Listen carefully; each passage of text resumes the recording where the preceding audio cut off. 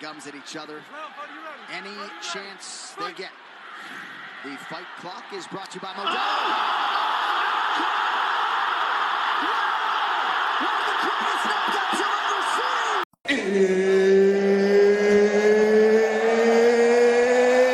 It's time for you to sit back, relax, and listen to a complete and fucking utter armchair expert give his completely and utterly useless opinions on the one hell of an amazing sport that is MMA.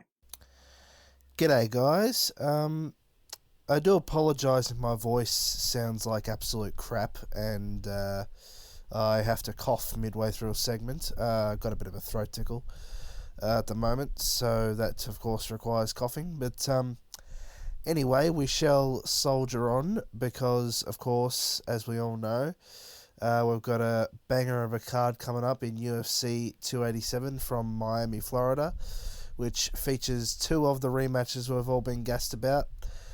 The King of Miami himself, Jorge Masvidal versus Gilbert Burns, and Israel Adesanya versus Alex Poatan Pereira for the 185 strap.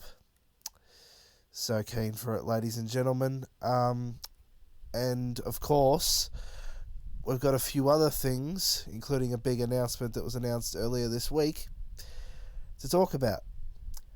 All that and more when I come back, because I've got to go cough. There's 3 reasons now why I'm excited about this card. 2 of them I, of course, mentioned in the intro, in the 2 rematches. Sorry. And the third one is the fact that I've just realised that I believe... let's see... Yep. Last fight before the main card, Kelvin Gastelum, which of course, as we know, Izzy had that banger of a fight with, is fighting Chris Curtis. I might just have to try and catch that one. That could be a scrap, ladies and gentlemen, because Kelvin Gastelum's another guy that I've been keeping my eye on. But, of course, we get into the co-main event of Jorge Masvidal versus Gilbert Burns. A lot of people are saying Gilbert deserved the shot at the 170 strap above Colby, who's apparently getting it in July, which, on another topic, what a banger of a card that's being reported to be. Apparently, we've got Jones versus Stipe on that card. They reckon Volk might be fighting Rodriguez on that card. And now we're going to be having Colby versus Leon on it, which is in itself crazy. Yeah, actually that reminds me, I really should talk about what happened at UFC 286 as well. Might do that after, but how do I see this fight going? Honestly, if it were me and I was a betting man, I'd probably back Gilbert. Because, I don't know, I just think Gilbert... I don't know, man. He friggin' smashed Chimaev, that we all know. And Chimaev was meant to be the up-and-coming big thing. The next big up-and-comer, I guess. But, sorry about that. But, yeah. Now we get to the next fight, ladies and gentlemen. The rematch everyone's been waiting for ever since the New York card at the end of last year, where Izzy's 3-year reign came to an end. Israel, the last stylebender Adesanya, versus Alex Poatan Pereira for the 185 Division Championship. Look, honestly, no matter how it ends, I'm keen to see what Izzy brings to to this fight well and truly. Yeah,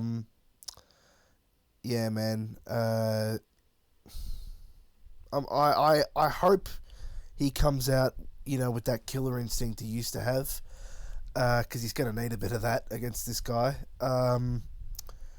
Because, it took, 5 rounds for Pereira to get over him in the last fight. Or 4 rounds, really. He got over him in the 5th. But the guy still knows how to punch, and he's still incredibly fucking scary. So you'd want to hope Izzy's going to bring it. Who's going to win? I really want it to be Izzy for some reason, even though I know that once he becomes champ again, if Pereira doesn't get the rematch, which you would hope he would, I suppose it depends on how he gets beaten if he does, but if he doesn't get the rematch, then the one shit thing about Izzy being champion is that he's going to go back into the whole points fighting thing. Because I think that's what it was. I think he was fighting like that deliberately to retain his championship, because he knew that if it went the distance, he would probably retain most of the time.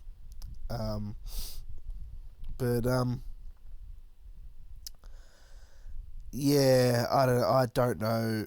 I don't know if I can make a call on that. I want it to be Izzy, but Pereira's a machine, man. Pereira is definitely a machine. But anyway, guys, that's about all I got to say about this particular card. When we come back, I want to recap UFC 286, which just went down in March in London, England, a little bit, and particularly Leon Edwards' victory.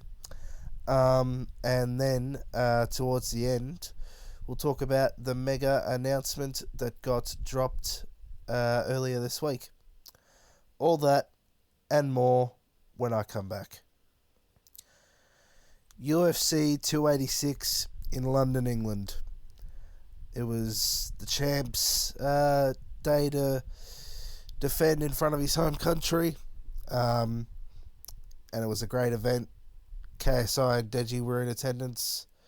Tom Holland was in attendance. And Leon Edwards retained after 5 rounds. Yeah. And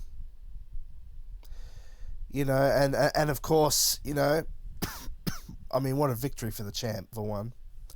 Can't dismiss that. He defended in front of his hometown, and now he's going to be defending the championship against Colby Covington, who a lot of people think is going to beat him and become that trash-talking champ again. Trash-talking champ again, rather. Because apparently Colby is now all of a sudden a fan favourite. Who knows why. But also, of course, we had that banger of a fight with Justin Gaethje. Oh, went the distance. He didn't have a glove laid on him, and the other guy had his nose smashed up. That's just the sort of guy Justin Gaethje is. But then, of course, at the start of the main card, we had Marvin Vettori getting a dub after it going the distance. It was a great card over there in London, and it was great to watch, even though I had to get up at 8 o'clock in the morning to do it. Anyway, going to take one last quick break, and to go cough again.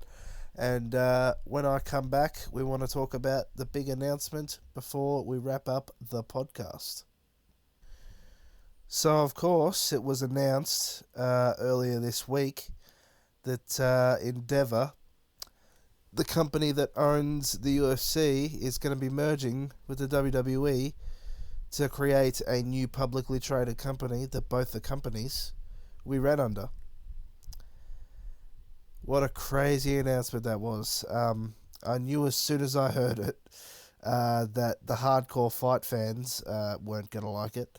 They're going to be like, we've spent 3 decades bloody legitimizing this brand, and now all of a sudden we're associated with fake fighting. What is this? Oh, I knew I shouldn't have done that. But, yeah, what an announcement. What an announcement. Yeah, I definitely didn't see it coming. There was a lot of talk that it was going to be sold to perhaps the Saudis, because dear old Vinnie Mac apparently wanted something in the order of $9 billion for it. And who's got that sort of cash on hand, really? But, yeah, I mean, I don't think it's gonna, end up being that, the UFC fights will become scripted and the WWE fights will become real and blah, blah, blah. I think they'll just all, keep it on, trading separately, as they are.